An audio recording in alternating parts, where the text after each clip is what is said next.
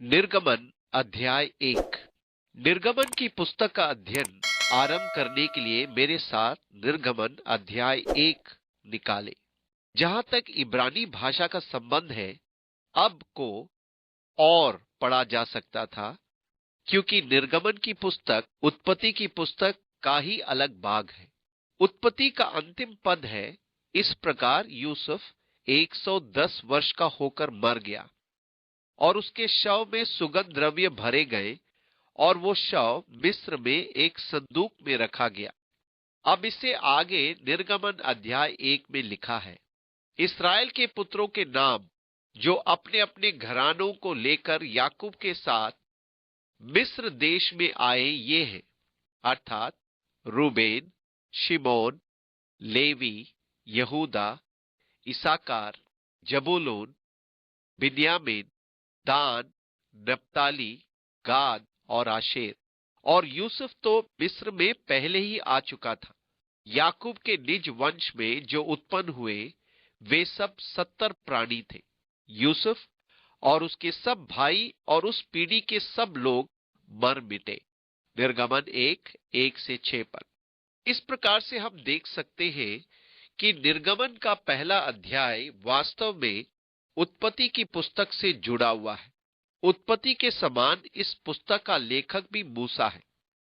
ये अत्यंत दिलचस्प बात है कि मूसा द्वारा लिखी गई 5 पुस्तकें, जिन्हें पंच ग्रंथ भी कहते हैं, संपूर्ण बाइबल का 7वां भाग है। ये सब पुस्तकें एक साथ मिलकर नया नियम के 2/3 के बराबर है। यदि परमेश्वर इतिहास के एक विशेष युग और अध्ययन के लिए बाइबल का संपूर्ण 7वां भाग दे रहा है, तो स्पष्ट है कि ये भाग बाइबल का आधार वरन नींव है और परमेश्वर निश्चय ही चाहता है कि हम इसे जाने और समझें। यहां हमारे पास याकूब के पुत्रों के नाम हैं जो याकूब के साथ मिस्र देश में आए थे। वे सब अपने अपने परिवारों के साथ आए थे, कुल मिलाकर 70 प्राणी, क्योंकि यूसुफ अपने 2 पुत्रों के साथ पहले से ही मिस्र देश में था। और इस्राएल की संतान फूलने फलने लगी और वे लोग अत्यंत सामर्थी बनते चले गए और इतना अधिक बढ़ गए कि कुल देश उनसे भर गया। निर्गमन 1:7 पर। इस पद से वास्तव में यथास्थिति का बोध नहीं हो रहा है। इस्राएल के संतान फूलने फलने लगे, संख्या में बढ़ते चले गए, अत्यंत सामर्थी बनते गए कि सारा देश उनसे भर गया। दूसरे शब्दों में, लेखक का इस पद से अभिप्राय यह है कि उस समय याकूब की संतानों में अत्यधिक जनसंख्या वृद्धि हुई थी। सत्य तो यह है कि वे 70 यूसुफ के समय वहां आए थे। उसकी मृत्यु के 300 वर्ष पश्चात निर्गमन के समय 6 लाख वयस्क पुरुष थे। ये सब 21 वर्ष से अधिक आयु के थे। इसलिए जब यहां लिखा गया है इतने अधिक बढ़ गए, तब वास्तव में स्थिति ये थी कि प्रत्येक 25 वर्ष में उनकी जनसंख्या दुगुना हो जाती थी। ठीक यही तो आज संसार की जनसंख्या में हो रहा है। अब संसार की जनसंख्या प्रत्येक 25 वर्ष में 2 गुना हो जाती है। इसलिए यह कहना सही है कि उनमें जनसंख्या विस्फोट की स्थिति थी, जैसा कि अब हम अनुभव कर रहे हैं। प्रत्येक 25 वर्ष में दुगनी जनसंख्या। मिस्र में एक नया राजा गद्दी पर बैठा जो यूसुफ को नहीं जानता था। उसने अपनी प्रजा से कहा, देखो, इस्राएली हमसे गिनती और सामर्थ्य में अधिक बढ़ गए हैं, इसलिए आओ हम उनके साथ बुद्धिमानी से बर्ताव करें। कहीं ऐसा न हो कि जब वे बहुत बढ़ जाए और यदि संग्राम का समय आ पड़े तो हमारे बैरियों से मिलकर हमसे लड़े और इस देश से निकल जाए। निर्गमन 1:8-10। फिरौन वास्तव में उनके देश छोड़कर चले जाने से भयभीत था। उसने सोचा कि कहीं युद्ध छिड़ जाए तो वे उसका लाभ उठा लेंगे, शत्रुओं से मिलकर हमसे लड़ेंगे और तब देश छोड़कर चले जाएंगे। इसलिए इसे निष्फल करने के लिए, इसलिए उन्होंने उन पर बेगारी करने वालों को नियुक्त किया कि वे उन पर भार डाल डालकर उनको दुख दिया करें।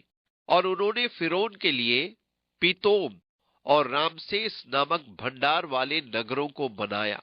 पर ज्यो ज्यो वे उनको दुख देते गए, त्यों त्यों वे बढ़ते और फैलते चले गए। इसलिए वे इसराइलियों से अत्यंत डर गए। तो भी मिस्रियों ने इसराइलियों से कठोरता के साथ सेवा करवाई और उनके जीवन को गारे, ईंट और खेती के भांति भांति के काम की कठिन सेवा से दुखी कर डाला। जिस किसी काम में वे उनसे सेवा करवाते थे, उसमें वे कठोरता का व्यवहार करते थे। निर्गमन 1:11-14 पद। अब मिस्री वास्तव में यहूदियों को दुख देने लगे, उनका दमन करने लगे। वे उन पर भारी बोझ डाल डालकर उन्हें दुख देते, उनके साथ कठोरता का व्यवहार करते और उन पर गुलामी का जुआ रखकर उन्हें प्रताड़ित करने लगे। जो कुछ भी अब यहूदी करते, वे सब उन्हें कठोर श्रम के साथ करना पड़ता था। ये दिलचस्प है कि इन दशाओं में भी इस्राएल की संतानें निरंतर बढ़ती और फूलती फलती रही। संभवतः सबसे दुर्बल बातों में से एक बात जो किसी देश के लिए हो सकती है, वो है उसकी समृद्धि। विपरीत दशाओं के अंदर देश मजबूत बनते प्रतीत होते हैं। ठीक यही बात कलीसिया के लिए भी सच होती है। कलीसिया के आरंभिक इतिहास में कलीसिया रोमी सरकार द्वारा बहुत अधिक सताव सह रही थी, परंतु वो लगातार बढ़ती ही जा रही थी।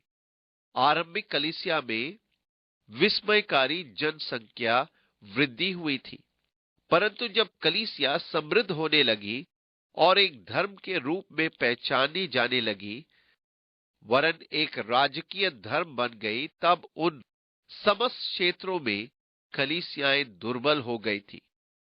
समृद्धि के कारण मनुष्य में कोमलता आ जाती है, परंतु कष्टों के कारण मनुष्य कठोर बन जाता है। फिरौन उनसे कठोर परिश्रम करवाकर और उन पर असहनीय बोझ डालकर वो उन्हें दुर्बल बनाने की इच्छा रखता था, परंतु वो अपने उद्देश्यों में सफल न हो सका। वो उन्हें दुर्बल न बना सका। इसके विपरीत वो अधिकाधिक बलशाली होते गए। शिप्रा और पुआ नामक दो इब्री भाइयों को मिस्र के राजा ने आज्ञा दी कि जब तुम इब्री स्त्रियों को बच्चा उत्पन्न होने के समय जनमाने के पत्थरों पर बैठी देखो, तब यदि बेटा हो तो उसे मार डालना और बेटी हो तो जीवित रहने देना। परंतु वे धाइयां परमेश्वर का भय मानती थी, इसलिए मिस्र के राजा की आज्ञा न मानकर लड़कों को भी जीवित छोड़ देती थी। तब मिस्र के राजा ने उनको बुलवाकर पूछा, तुम जो लड़कों को जीवित छोड़ देती हो, तो ऐसा क्यों करती हो? भाइयों ने फिरौन को उत्तर दिया कि इब्री स्त्रियां मिस्री स्त्रियों के समान नहीं है। वे ऐसी फुर्तीली है कि धाइयों के पहुंचने से पहले ही उनका बच्चा उत्पन्न हो जाता है। इसलिए परमेश्वर ने धाइयों के साथ भलाई की और वे लोग बढ़कर बहुत सामर्थी हो गए। और धाइयां इसलिए कि वे परमेश्वर का भय मानती थी, उसने उनके घर बसाए।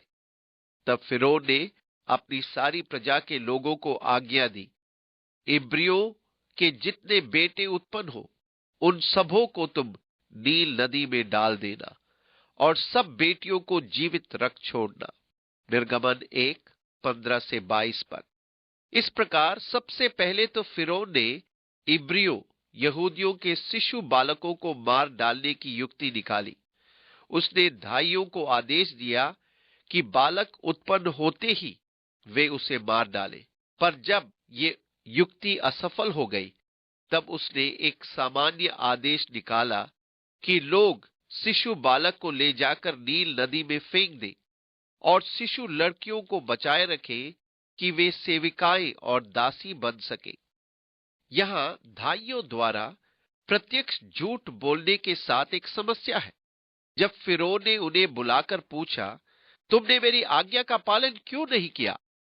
तब धाइयों ने निर्भय होकर उत्तर दिया, महाराज, ये इब्री स्त्रियां बड़ी फुर्तीली होती हैं। हमारे पहुंचने से पहले बच्चे को जन्म दे चुकी होती है। वे मिस्री स्त्रियों के समान नहीं हैं, जो ऐशो आराम का जीवन व्यतीत करती है। निस्संदेह धाइयों का कहना सच भी हो सकता था।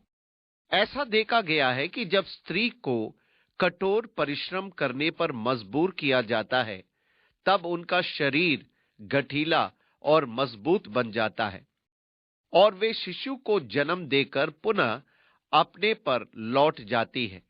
न्यू गिनिया, जहां स्त्रियां खेती और परिश्रम का कार्य करती है, वहां वे बच्चे को जन्म देकर उसे अपने पीठ पर बांधकर फिर से खेतों में काम करने लगती है। आप में से कुछ स्त्रियां मेरी इस बात पर अचंभा करेंगी, परंतु ये सच है। आप लोग शरीर से कोमल हैं, स्त्रियों की तरह कठोर नहीं। इसलिए संभावना अधिक है कि धाइयों ने झूठ नहीं बोला था, परंतु कुछ लोग इसे झूठ बोलने के नजरिए से देखते हैं। ये था या नहीं मुझे नहीं मालूम, पर सोचने वाली बात तो यह है कि यदि वे झूठ बोल रही थी, तब फिर परमेश्वर ने उनको आशीष क्यों दी थी? मेरे पास कोई उत्तर नहीं है। मैं तो बस यही बात जानता हूं कि परमेश्वर ने उन्हें आशीष दी, उनके घर बसाए, क्योंकि वे परमेश्वर का भय मानती थी। मैं झूठ और सच के चक्कर में पड़ना नहीं चाहता।